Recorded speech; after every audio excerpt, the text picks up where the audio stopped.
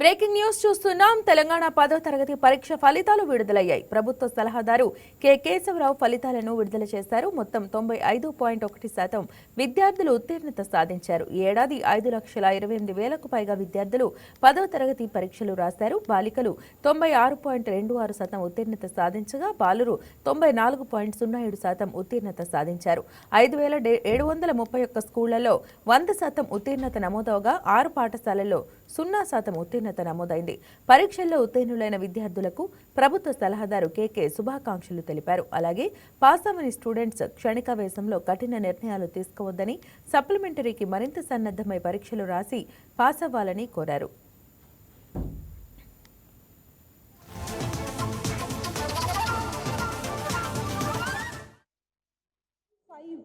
Students have passed. Last year it was 92.78 and this year 95.15 పిల్లలు pass అయ్యారు. Total పిల్లలు 5,26,166 పిల్లలు అపియర్ అయ్యి 4,97,312 పిల్లలు పాస్ అయ్యారు.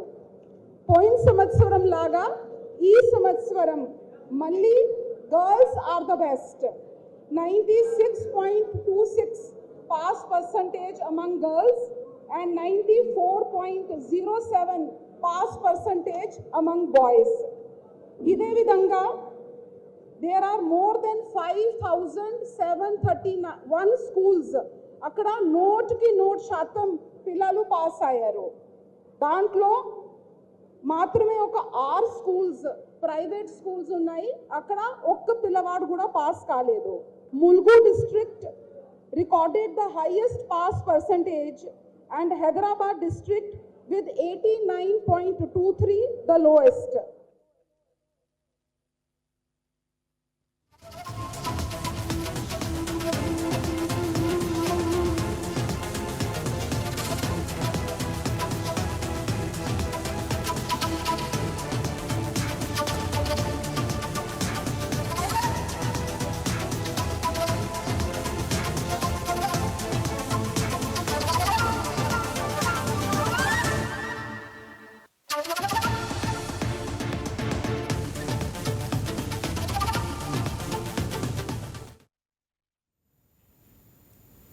పేద ప్రజలకు మెరుగైన వైద్యం అందించడమే లక్ష్యంగా కూటమి ప్రభుత్వం పనిచేస్తుందని ఎమ్మెల్యే రామకృష్ణ అన్నారు. స్థానిక ప్రభుత్వ ఆసుపత్రిని ఆకస్మికంగా తనిఖీ చేసిన ఎమ్మెల్యే ఫార్మసీ, ఎక్స్రే సౌకర్యాలపై రోగులతో మాట్లాడి తెలుసుకున్నారు. ప్రైవేట్ ఆసుపత్రుల్లో కూడా దొరకని ఖరీదైన మందులను ప్రభుత్వ ఆసుపత్రుల్లో రోగులకు ఉచితంగా అందిస్తున్నామని తెలిపారు. అత్యుత్తమ అర్హతలు కలిగిన వైద్యులు ప్రభుత్వ ఆసుపత్రుల్లో అందుబాటులో ఉన్నారని తెలిపారు. ఆసుపత్రికి అత్యాధునిక ఎక్స్రే మిషన్ మంజూరయ్యేలా చర్యలు తీసుకుంటారని హామీ ఇచ్చారు. ప్రభుత్వం తర్వాత ప్రైవేట్ హాస్పిటల్స్ కన్నా కూడా ప్రభుత్వ హాస్పిటల్ బ్రహ్మాండం ఉన్నాయి. అన్ని రకాలుగా ఈరోజు ముఖ్యమంత్రి ఆలోచించి పేదవాళ్ళకి కూడు గుడ్డ ఆరోగ్య విషయంలో శ్రద్ధ తీసుకొని ప్రభుత్వ హాస్పిటల్ అన్నిటికీ కూడా ఖరీదైనటువంటి మెడిసిన్స్ ఏ పేషెంట్కి ఏం అవసరం అవుతాయో అవన్నీ కూడా ఈరోజు ప్రభుత్వ హాస్పిటల్లో పెట్టారు. ప్రైవేట్ హాస్పిటల్ కూడా దొరకవు. కాబట్టి అందరూ కూడా దయచేసి ఇది ప్రభుత్వ హాస్పిటల్ అనుకోకుండా ప్రైవేట్ కన్నా బ్రహ్మాండం ఉంది. ప్రభుత్వంలో చంద్రబాబు నాయుడు కేర్ తీసుకొని మెడిసిన్స్ కానీ శుభ్రత కానీ అన్ని రకాలుగా క్వాలిఫైడ్ డాక్టర్స్ కానీ అందరూ కూడా ఈ ప్రభుత్వ హాస్పిటల్లో ఉన్నారు. అందరూ కూడా ప్రభుత్వ హాస్పిటల్లో ఆరోగ్యం చూపించుకోవాలి. ఈ ఎండలకి వడదెబ్బ కొట్టేవాళ్ళు చాలామంది ఉన్నారు. వాళ్ళని కూడా అడ్మిట్ చేసుకొని వాళ్ళకి కావాల్సిన ట్రీట్మెంట్ కూడా ఇస్తున్నామని చెప్పని కూడా తెలియజేస్తూ అందరూ కూడా ప్రభుత్వ హాస్పిటల్ వినియోగించుకోవాలని చెప్పి తెలియజేస్తాం. రాష్ట్రంలో పెట్రోల్, డీజిల్ సరఫరా సాధారణ స్థితికి చేరింది. ఏపీ వ్యాప్తంగా ఉన్న 4,345 బంకుల్లో 47 బంకులు మినహా అన్నింటా పెట్రోల్, డీజిల్ నిల్వలు ఉన్నాయని ప్రభుత్వం తెలిపింది. ఆయిల్ కంపెనీల నుంచి బంకులకు 3,714 కిలోలీటర్ల పెట్రోల్, 7,107 కిలోలీటర్ల డీజిల్ సరఫరా చేశారని పేర్కొంది. 3 జిల్లాల్లో మాత్రమే 10కి పైగా బంకుల్లో ప్రస్తుతం నో స్టాక్ బోర్డులు దర్శనమిస్తున్నాయంది. ఇక విజయవాడలో అయితే సాధారణ పరిస్థితి కనిపిస్తుంది. గత 3 రోజులుగా సిటీలో అన్ని పెట్రోల్ బంకుల ముందు కనిపించిన వాహనాల క్యూ ప్రస్తుతం కనిపించడం లేదు. వచ్చిన వాళ్ళకి వచ్చినట్టు పెట్రోల్ కొట్టి పంపిస్తున్నారు. విజయవాడలో పెట్రోల్ డీజిల్ ప్రస్తుత పరిస్థితిపై మరింత సమాచారం మా కరెస్పాండెంట్ ప్రసాద్ అందిస్తారు. గత 3 రోజులుగా పెట్రోల్ డీజిల్ సమస్య కారణంగా ప్రయాణికులు వాహనదారులు చాలా తీవ్ర ఇబ్బందులు పడ్డారు. అయితే ప్రజెంట్ నిన్నటి సాయంత్రం నుంచి పరిస్థితి కాస్త మెరుగుపడింది. నిన్న సాయంత్రం కంటే రోజు ఉదయం నుంచి పరిస్థితి పూర్తిగా అదుపులోకి వచ్చింది. సాధారణంగానే కనిపిస్తుంది. ఏ పెట్రోల్ బంక్ వద్ద చూసినా కూడా ఎప్పటిలాగే అంటే నార్మల్ డేస్లో ఎలాంటి సిచ్యువేషన్ ఉందో అలాంటి సిచ్యువేషనే ఉంది. సో ఎప్పటిలాగానే వచ్చిన వాహనదారులు వచ్చినట్టుగానే పెట్రోల్ డీజిల్ కొట్టించుకుని వెళ్తున్నారు. సో అన్ని పెట్రోల్ బంకుల్లో కూడా విజయవాడకు సంబంధించి ఇప్పుడు అన్ని పెట్రోల్ బంకులు కూడా తెరచున్నాయి. అన్ని పెట్రోల్ బంకుల్లో కూడా పెట్రోల్ డీజిల్ అందుబాటులో ఉంది. ఆ వినియోగదారులు కూడా పెద్దగా క్యూ కానీ వేచి ఉండాల్సిన అవసరం కూడా లేదు. నిన్నటి వరకు అంటే నిన్న మధ్యాహ్నం వరకు కూడా రేషన్ విధానంలో అన్ని పెట్రోల్ బంకుల్లో అయితే ఆ పెట్రోల్ డీజిల్ ఇచ్చేవారు. ఇప్పుడు ఆ రేషన్ విధానాన్ని కూడా కొన్ని పెట్రోల్ బంకుల్లో తొలగించారు. సో ఎంత కావాలంటే అంత ఇస్తున్న పరిస్థితి కూడా ఉంది. సో అర్థం చేసుకోవచ్చు పరిస్థితి పూర్తిగా సాధారణం అయిపోయిందని.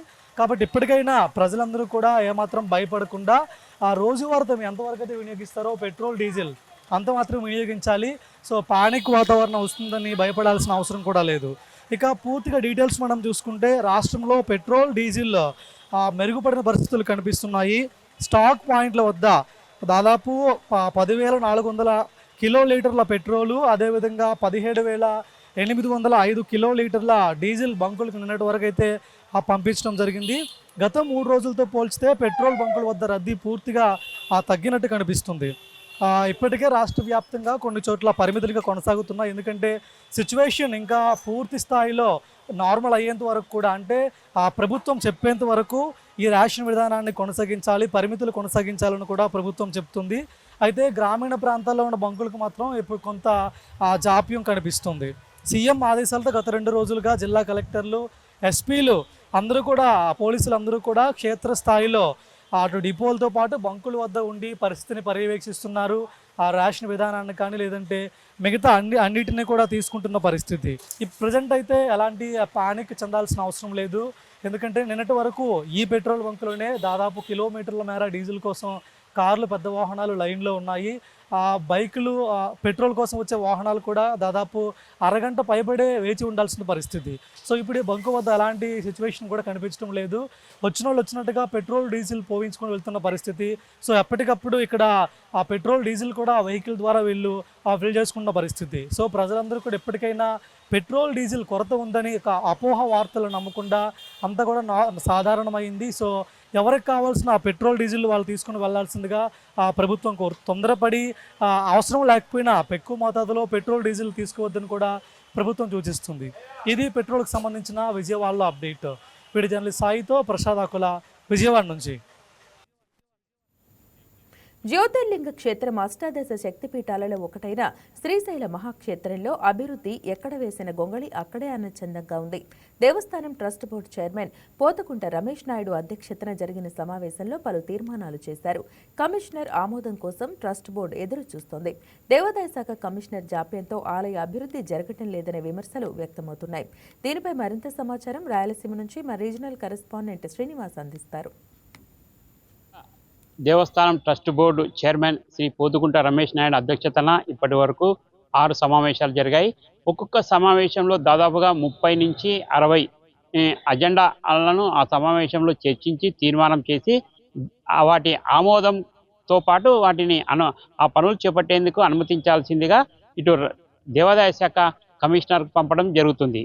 అయితే గత 6 సమావేశాలలో శ్రీశైల దేవస్థానం అభివృద్ధి కోసం ట్రస్ట్ బోర్డు సభ్యుల అధ్యక్షతన జరిగిన సమావేశంలో ఒక్కొక్క సమావేశంలో దాదాపు 30 నుంచి 60 అంశాలు అనుకుంటే 6 సమావేశాలు ఇప్పటివరకు జరిగాయి. ఈ 6 సమావేశాలకు సంబంధించి 200 నుంచి 250 అంశాలను సభ్యుల అధ్యక్షతన చర్చించి వాటిని ఆమోదించి వాటి పనులను చేపట్టాల్సిందిగా దేవాదాయ శాఖ కమిషనర్కు పంపడం జరిగింది. అయితే దేవాదాయ శాఖ కమిషనర్ కార్యాలయం నుంచి శ్రీశైల దేవస్థానం అభివృద్ధి కోసం ఇటు శ్రీశైలం దేవస్థానం trust board chairman Shri Pothukunta Ramesh Naidu అధ్యక్షతన పంపిన ఈ తీర్మానాలను అనుమతించేందుకు దేవాదాయ శాఖ కమిషనర్ చొరవ చూపకపోవడంతో కొంత దేవస్థానం ట్రస్ట్ బోర్డు పాలక మండలి సభ్యులలో కొంత అసంతృప్తి వ్యక్తమవుతుంది.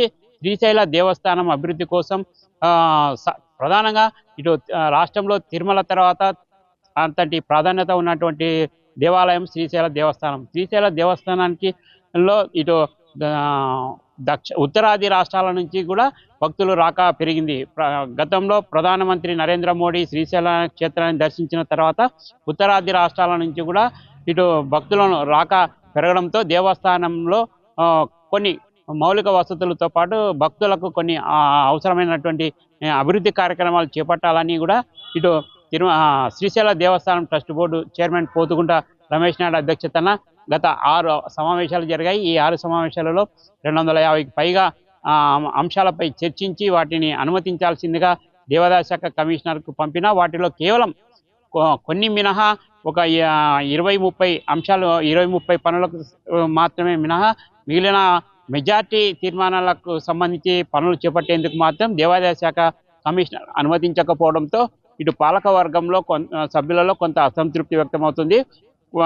ఇప్పటి వరకు శ్రీశైల దేవస్థానం ట్రస్ట్ బోర్డు ఆధ్వర్యంలో జరిగిన సమావేశాల్లో కొన్ని అంశాలను పరిశీలిస్తే మాత్రం భక్తులకు ప్రధానంగా భక్తుల సౌకర్యం కోసం ప్రతిపాదించి వాటిని ఆమోదించి వాటిని ఆ పనులు చేపట్టేందుకు అనుమతించాల్సిందిగా కోరినా కూడా ఇది దేవాదాయ శాఖ కమిషనర్ నుంచి స్పందన కరువైందని కూడా కొంతమంది భక్తుల నుంచి అదేవిధంగా దేవస్థానం ట్రస్ట్ బోర్డు సభ్యుల నుంచి కూడా వినిపిస్తుంది. ప్రధానంగా మనం చూస్తే క్యూ లైన్ కాంప్లెక్స్ శ్రీశైల దేవస్థానంలో క్యూ లైన్ కాంప్లెక్స్ లేకపోవడంతో గత శివరాత్రి రోజున క్యూ లైన్ తాత్కాలికంగా ఏర్పాటు చేసిన క్యూ లైన్ కాంప్లెక్స్లలో గొడవ పడి బయటికి రావడం, అదేవిధంగా అల్లర్లు కొంత అలజడి అప్పట్లో మహాశివరాత్రి సందర్భంగా భక్తులు అలజడి రాష్ట్ర స్థాయి దృష్టికి కూడా వచ్చింది. ప్రధానంగా ఇటు శ్రీశైల దేవస్థానంలో క్యూ లైన్లు కాంప్లెక్స్ నిర్మించాలని trust board chairman Pothukunta Ramesh Naidu అధ్యక్షతన 2వ సమావేశంలో తీర్మానించి ఆ క్యూ లైన్ కాంప్లెక్స్కు అనుమతించాల్సిందిగా దేవాదాయ శాఖ కమిషనర్ను కోరినా ఇప్పటి వరకు ఆ క్యూ లైన్ కాంప్లెక్స్పై స్పందన కరువైపోయింది. అదేవిధంగా దేవస్థానంలో చౌల్ట్రీలు దేవస్థానానికి దేవుని దర్శనం కోసం వచ్చే సామాన్య మధ్యతరగతి భక్తుల కోసం మరికొన్ని చౌల్ట్రీలు నిర్మించాల్సి ఉంది. ఇప్పటికే కొన్ని నిర్మించిన చౌల్ట్రీలు ఇతర అవసరాల కోసం ఉపయోగిస్తుండడంతో అవి భక్తులకు ఉపయోగకరంగా లేకపోవడంతో మరికొన్ని చౌల్ట్రీలు నిర్మించాలని ఇటు దేవస్థానం పాలక మండలి తీర్మానించింది. ఈ చౌల్ట్రీల నిర్మాణానికి కూడా దేవాదాయ శాఖ కమిషనర్ నుంచి ఎలాంటి స్పందన రాలేదు. అదేవిధంగా దేవస్థానం పరిధిలో గ్రీనరీగా మార్చాలని కూడా ఒక తీర్మానం చేయడం జరిగింది. అదేవిధంగా దేవస్థానం పరిధిలో డ్రైనేజీ ముఖ్యంగా గతంలో ఎప్పుడో నిర్మించిన డ్రైనేజీ వ్యవస్థ వల్ల కొంత ఇబ్బందికరంగా ఉందని వాటిని ఆ పనులను విస్తరించాలని కూడా తీర్మానం చేయడం జరిగింది. అదేవిధంగా దేవస్థానం పరిధిలో 200 గదులతో ఒక కాంప్లెక్స్ నిర్మించాలని కూడా తీర్మానం చేయడం జరిగింది. అదేవిధంగా శ్రీశైల దేవస్థానం trust board chairman Pothukunta Ramesh Naidu పదవి బాధ్యతలు చేపట్టిన తర్వాత 500 రూపాయలు 300 రూపాయలు టికెట్ దర్శనం కోసం టికెట్లు పొంది దర్శనం చేసుకున్న అనంతరం స్వామివారి ఉచిత లడ్డు ప్రసాదాన్ని అందజేసేవారు. అయితే ఈ లడ్డు ప్రసాదాన్ని కూడా గత కొన్ని రోజులుగా నిలిపివేయడం జరిగింది. అదేవిధంగా శ్రీశైల దేవస్థానం యొక్క విశిష్టతను అదేవిధంగా ధర్మ ప్రచారాన్ని ధర్మ పరిషత్ ఆధ్వర్యంలో శ్రీశైల దేవస్థానం యొక్క విశిష్టతను శ్రీశైల దేవస్థానం పరిసర ప్రాంతాలలో గూడాలలో నెలకు ఒక గూడాన్ని సందర్శించి అక్కడ నివసించే చెంచు గిరిజనులకు ఒక పంచ ఒక చీర ఉచితంగా అందజేయాలని తీర్మానం చేయడం కూడా జరిగింది. అయితే వీటికి కూడా ఇటు దేవాదాయ శాఖ కమిషనర్ నుంచి కూడా స్పందన కరువైపోయింది. ప్రధానంగా శ్రీశైల క్షేత్రం పరిసరాలలో చాలా గూడాలు ఉన్నాయి.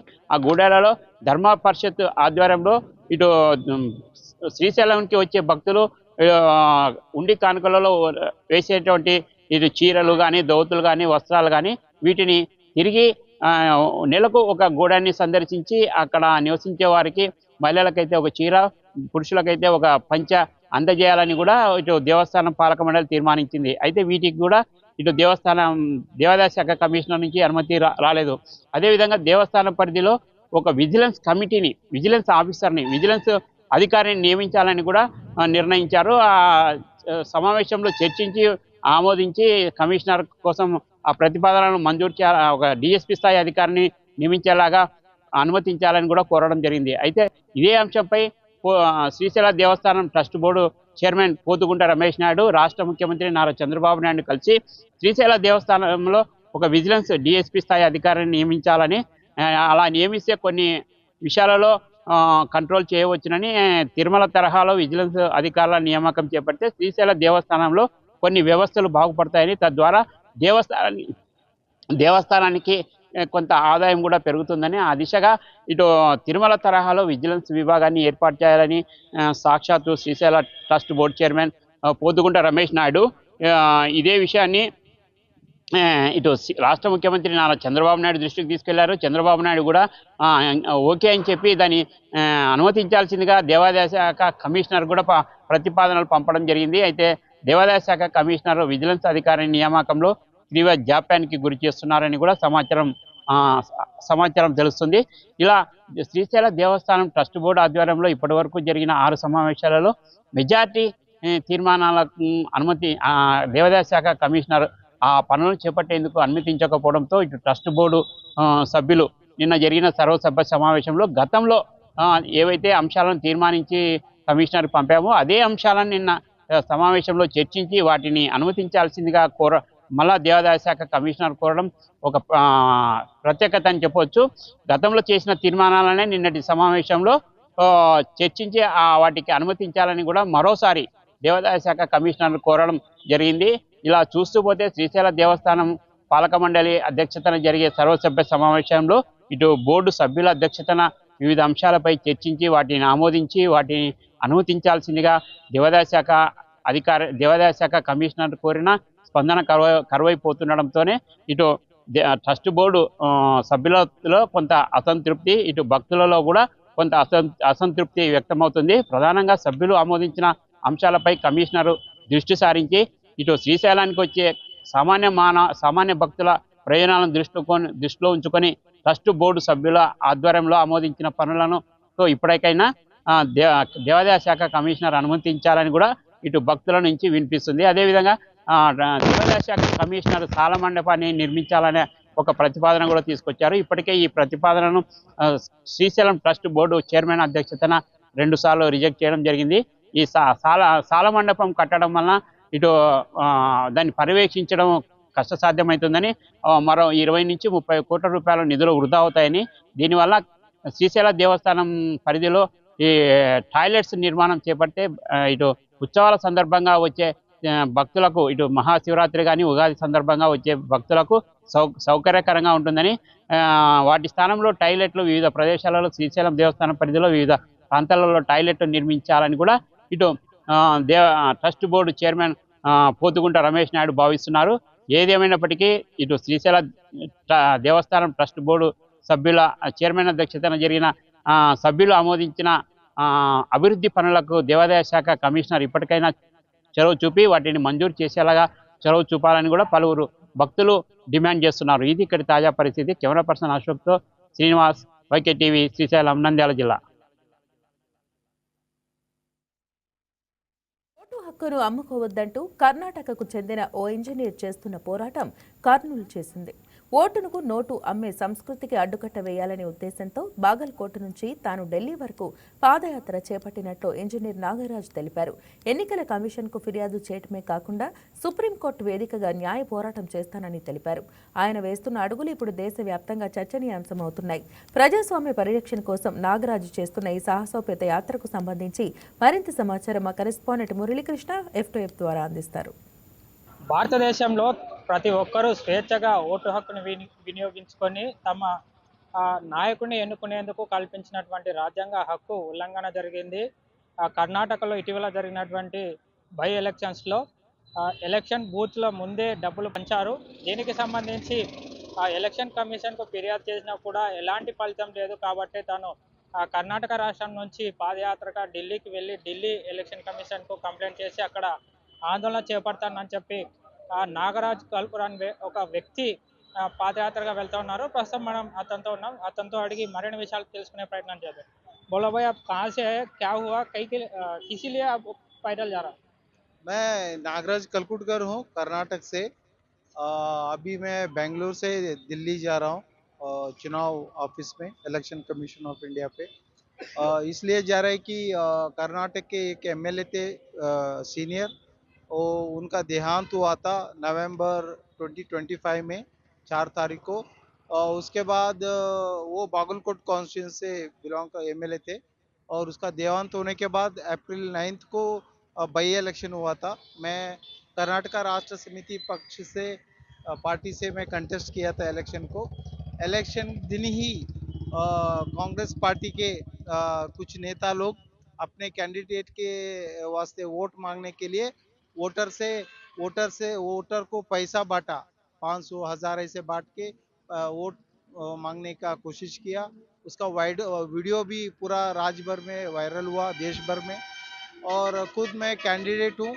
ये इलेक्शन में जो करप्शन हुआ है इसके मामले में अभी मैं उधर का RO returning officer, district election officer और Karnataka election chief election officer को कंप्लेंट दे दिया है।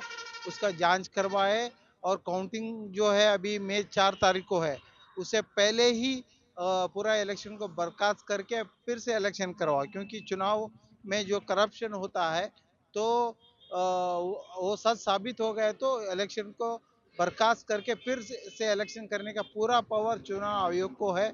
इसलिए मैंने कंप्लेंट किया है। अभी मैं बेंगलुरु से दिल्ली जा रहा हूँ। दिल्ली जाके चुनाव आयोग में भी कंप्लेंट करके मैं डिमांड कर रहा हूँ कि तुरंत जांच करके उसका चुनाव को कैंसिल करे। नहीं तो वो नहीं कर किया तो फिर मुझे कर्नाटका हाई कोर्ट या सुप्रीम कोर्ट में केस डालना पड़ेगा। और जो भी इस चुनाव में वो जीतेगा कैंडिडेट, वो कांग्रेस हो या बीजेपी कोई भी हो, उसके खिलाफ केस डाल के हम फिर उसको डिस्क्वालीफाई करके फिर से चुनाव करने के लिए कोर्ट में भी केस डालेंगे। बोलो भाई, आप कितना तक पढ़ाई किया, आपका एजुकेशन क्वालिफिकेशन क्या है, आप कई के लिए इलेक्शन में कंटेस्ट किया? और उधर आजकल सभी जगह इलेक्शंस में पैसा बांटा और सबको मालूम है, मगर किधर भी ऐसा एक्शन लेने के लिए गवर्नमेंट नहीं तो या इलेक्शन कमीशन कई जगह पे भी एक्शन नहीं ले रहा है। आप क्या कि मेरा नाम नागराज कलकुटकर है। मेरा एमएससी एमटेक है। मैं प्रोफेशनली जियो स्पेशल इंजीनियर हूँ और पॉलिटिशियन हूँ। देखिए, अब जो भी चुनाव होता है, बाई इलेक्शन हो, जनरल इलेक्शन हो, देश भर में कोई भी राज्य का इलेक्शन हो, ये पैसा बांटने का, दारू बांटने का, सारी बांटने, कुकर बांटने करके वोट मांगने का और जाति धर्म पे वोट मतलब जनता को भड़का के और इमोशनली फूल करके वोट लेने का और सत्ता में आने के बाद फिर करप्शन करना, लूटपाट करना, ये तो कर ही रहे। ये चुनाव आयोग जो है ये इंडिपेंडेंट है और हॉनेस्टली और क्या है, फेयर और ट्रांसपेरेंट इलेक्शन करने का जिम्मेदारी चुनाव आयोग का है। पूरा देश भर में बड़े बड़े पार्टी ये सब करते हैं, जो कांग्रेस हो, बीजेपी हो और अलग अलग राज्यों का जो रीजनल पार्टी हो, सारे लोग यही काम करते हैं कि चुनाव में पैसे दारू बांटते हैं। ये करप्शन देख के भी चुनाव आयोग कुछ नहीं कर रहा है। और नया लोग, मेरे जैसे नया लोग चुनाव में लड़ने आते हैं लेकिन इनके सामने हार जाते हैं। पब्लिक भी ऐसा हो चुका है ना कि पैसा दारू के बिना पब्लिक भी वोट नहीं डाल रहा है। ये लोगों को सोचना है कि अगर आप वोट बेच रहे हैं पैसे दारू के लिए, कि अपना डेमोक्रेसी को आप ही खुद उसका हत्या कर रहे हो दिन दहाड़े। मतलब अपना जो फ्रीडम है, डेमोक्रेसी है, सब आप अपने आप लोग ही हत्या करके ये पूरा देश भर में सत्ता को भ्रष्ट क्रिमिनल लोगों के हाथ में सत्ता दे रहे हो और बाद में आप ही रो रहे हो, आप ही भुगत रहे हो। इसलिए मैं देश की जनता को विनती करता हूं कि आप अपना वोट ना भेजें और करप्ट क्रिमिनल ऐसे लोगों को आप सत्ता से दूर रखो और नया युवा लोगों को जो पढ़ा लिखा है उनको भी एक मौका दो। एक बदलाव देश में लाने का बहुत जरूरी है। इसलिए मैं पूरा देश भर में यात्रा कर रहा हूँ। अभी देखो, मैं जो कर रहा हूँ बहुत सारे लोग बोल रहे थे कि ऐसा कोई नहीं करता है। నమస్తే. చూస్తున్నారు కదా, ఇదైతే అక్కడ జరిగినటువంటి ఎలక్షన్లో జరిగినటువంటి అవకతవకలు, ఎలక్షన్ రోజే పోలింగ్ బూత్ ముందే డబుల్ పంచారన్న ఆరోపణలు అతని దగ్గర పూర్తిగా ఎవిడెన్స్ ఉన్నా కూడా అక్కడ ఎలక్షన్ కమిషన్ ఎలాంటి చర్యలు తీసుకోలేదు కాబట్టి తాను కర్ణాటక బెంగళూరు నుంచి నేరుగా ఢిల్లీ వరకు కూడా పాదయాత్రగా వెళ్ళి అక్కడ ఉన్నటువంటి ఎలక్షన్ కమిషన్లో ఫిర్యాదు చేసి అక్కడ జరిగినటువంటి అవకతవకలపై చర్యలు తీసుకోవాలని కోరుతానని చెప్తా ఉన్నారు. వీడియో జర్నలిస్ట్ అశోక్తో మురళీకృష్ణ, వైకేటీవీ.